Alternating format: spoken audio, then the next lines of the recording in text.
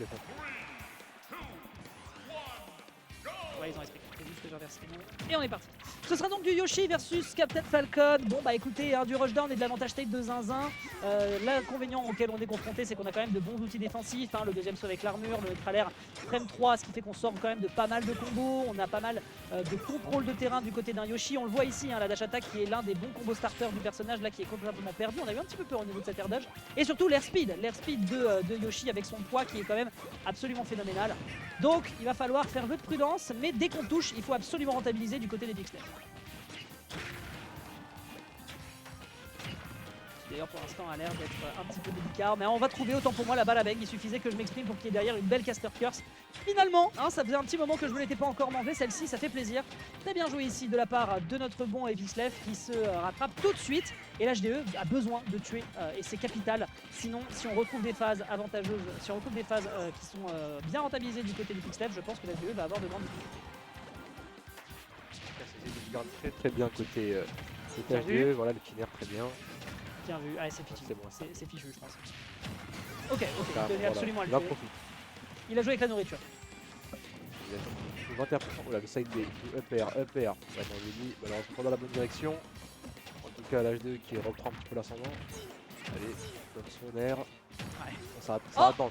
ça c'est Il triste. est mort, ouais. Oh, il a voulu le footstool juste pour la beauté du geste et ça me tue. L'HDE pardon, qui reprend l'avantage assez rapidement. Bah en fait je kiffe parce qu'en fait il est impassible et il sait tout simplement ce qu'il est en train de faire. Il sait ce qu'il est en train de faire, il est dans son momentum. Derrière c'est Epixlef qui a besoin justement de se rattraper, de trouver des phases qui sont les plus rentables possibles.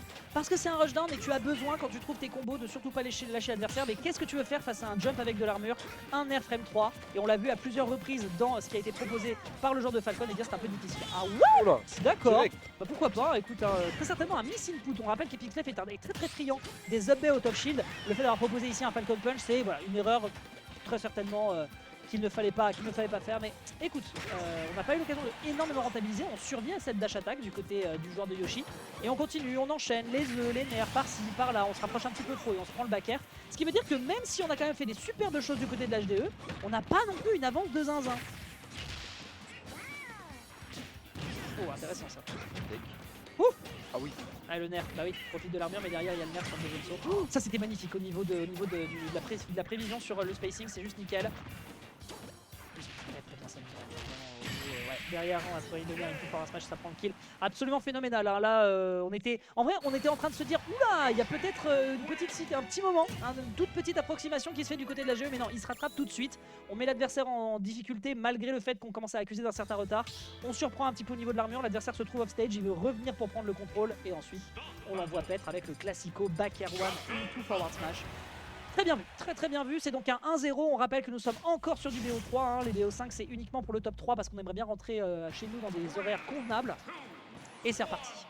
C'est reparti sur PS2.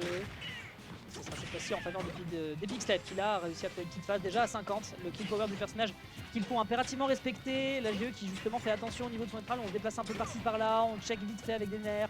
On balance des œufs par-ci. On a l'armure qui permet de tenir ici le choc face à ce down air. Mais c'est pas encore assez convaincant comparé à la game précédente. Ok. Le wiki c'est trop dommage. Le tir qui reprend. Ok, l'HDV qui revient avec le nerf. C'était l'arme de nerf, pardon. En parlant de nerf, voilà. Ah oui, là, t'as un pistolet qui spam les flashs. Je veux vraiment faire un bon kill, c'est très bien. Et le jab ne passera pas. Donc, le down B. Alright. Bon, ça s'est joué à un petit timing. Hein. Strong forward throw. Enfin, pardon, pas strong forward throw. C'est un strong jab, mais non, c'est même un truc qui a propulsé l'adversaire. Et là, on fait attention. Et là, j'aime bien parce que là, on a un Epixlef qui se dit attends, quand même, faut pas que je fasse trop le malin parce qu'avec de la rage, on peut vraiment faire des trucs de dingue avec Yoshi. Donc, il faut se méfier. Ouais, on va partir sur un troisième up smash. Mais non, ce sera juste la dash attack ici cette fois-ci qui va propulser le dinosaure en direction Jurassic. Et là, il faut enchaîner, il faut absolument tuer. On part très vite du côté de HDE, mais non, c'est pas encore assez convaincant. Là, cette fois-ci, on prévoit bien, mais on passe dans le mauvais sens, ce qui veut dire qu'on n'a pas l'occasion de trouver la punish. Et donc, peut-être un kill confirme, ce qui veut dire que l'Epixlef a encore une chance de gratter avant de se faire sortir. On trouve malheureusement le sour spot sur ce down B, et on se fait surprendre ici par le up B du côté d'Epixlef, qui mixe le plus possible parce que son objectif c'est impérativement de trouver une petite cinquantaine, une petite soixantaine de pourcents avant de se faire surprendre. Très bonne spot dodge, on s'était un peu surprendre côté l'HDE et on est du mauvais côté, ce qui fait qu'on ne meurt pas encore de ce backer.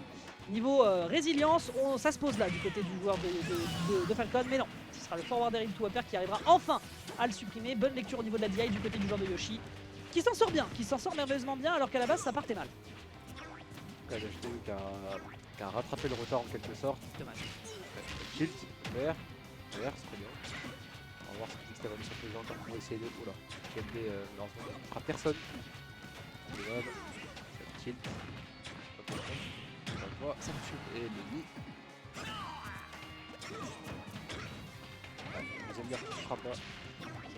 Ah, il essaye un petit peu trop de check du côté des Pixlef. Je ne sais pas exactement ce qu'il veut aller trouver, mais voilà, ça check. Bon, là, si ça passe, si ça, en fait, c'est exactement la même chose que ce qu'on avait avec Yogifi, mais de manière un peu plus soft parce que le personnage a quand même un peu plus d'outils que Ganondorf. Ah ouais, tu lui rentres un peu dedans là par contre.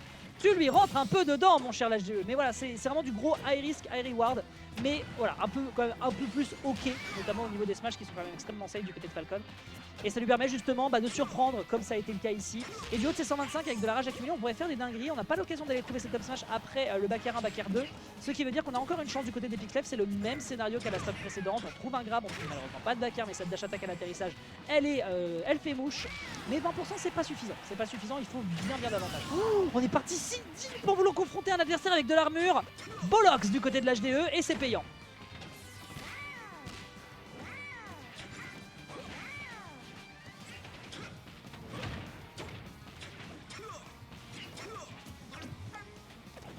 Dommage. Ok, mage game.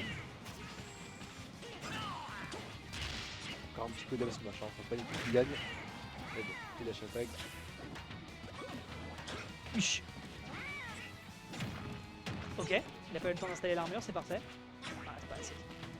C'est en train de se guetter, hein. Ils savent qu'il y a de l'enjeu. Spichlef, il a pas envie de se retrouver en loser, je comprends parfaitement. Le jeu là s'est tendu. Hop là, dommage, il n'y aura pas l'occasion de trouver autre chose derrière. Mais on commence déjà à mettre un petit peu l'adversaire en difficulté. Je pense qu'on va aller chercher ici la game numéro 3.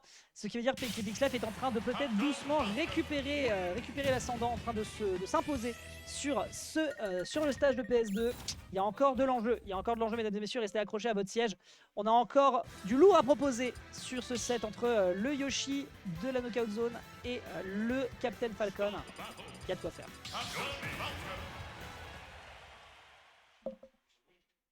Allez, c'est parti. C'est parti pour l'instant. On voit qu'on est quand même bien serré des deux côtés. Par être précis et ne rien laisser passer dans les prochains inputs. Pour un moment, c'est une ouverture de balle qui est directement faite de la part de l'HDE qui s'en sort bien. Comment ça, les gars, qui me disent pourquoi gars? Hors sujet un petit peu. Complètement hors sujet. On va pouvoir trouver immédiatement un side day qui va pouvoir enchaîner. On ne trouvera évidemment pas ce forwarder. Hein. C'est vraiment le problème face au Falcon. Hein. C'est que c'est facile maintenant d'identifier ce que font les personnages. Ok, ah dommage, ça part malheureusement du mauvais côté, mais on a le temps de l'atterrissage sur un air. Ce qui veut dire qu'on peut revenir sur le terrain de l'autre côté. Mais non, on va pouvoir trouver ici en falling directement ce qu'on a fait sur la game numéro 1 et donc trouver derrière le forward smash. 84%, c'est pas mal, mais il faut plus. Il faut vraiment davantage. On confronte ici l'up avec l'up smash. Réenchaîner derrière avec un petit peu ok, le petit commit ici qui est proposé sur le down B, on l'attend pas, on n'oublie pas qu'à ces pourcentages là en général les joueurs sont plus forcément prêts à l'existence de ce look qui gap close merveilleusement, le nerf en falling qui est ok, on essaie de se bloquer pour ce ledge trap et on arrive justement à bien finir au niveau de la roll, c'est du bon boulot pour l'instant de la part de l'HDE qui du haut de ses 110% est pas si inquiété que ça, on trouvera un upper mais c'est pas encore assez pour tuer, faut juste réussir à se sortir du ledge trap qui s'annonce. Ah bah ça va, si l'adversaire lui laisse, c'est pas assez du mauvais côté malheureusement.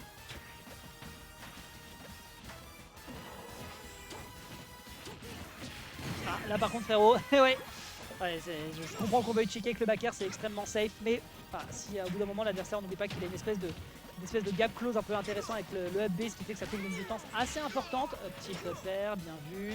Ah pas le petit d'ailleurs, quoi, un petit upper. Déjà pour aller chercher une trentaine de pourcents sur le corner, c'est smart. Barry, ça part directement dans le backer au niveau des œufs, mais défensivement on s'en sort bien pour revenir sur le terrain.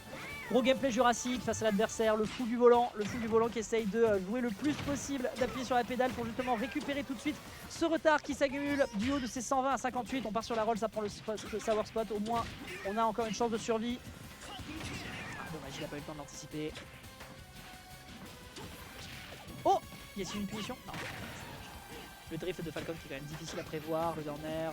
On commit un peu du côté de Pixlef, après si ça passe tant mieux, d'autant plus qu'il a du retard, donc il se doit de prendre des risques, il a raison. Ah, il se fait surprendre par le phénoménal. Absolument phénoménal, on vient de le voir avec Pixlef à la cam qui est en mode ah bon bah écoute force à moi. 107% on peut tuer dans les prochaines interactions, faut juste faire gaffe ici à pas rater les techs, sinon derrière on a un l'HDE qui va bien sûr se régaler pour rentabiliser, le backer derrière est enchaîné par le tilt, hein. Vraiment c'est phénoménal ce qu'il est en train de nous faire, il y a déjà 60% de sécurisé, la back throw c'est l'occasion peut-être sur ce ledge trap d'aller chercher quelque chose, mais non on est obligé de respecter de par les œufs. Le était intéressant. Ok, avec smash. 92 hein. Ouais, là la situation elle est en train de sentir sacrément le roussi et pourtant c'est lui qui utilise du feu.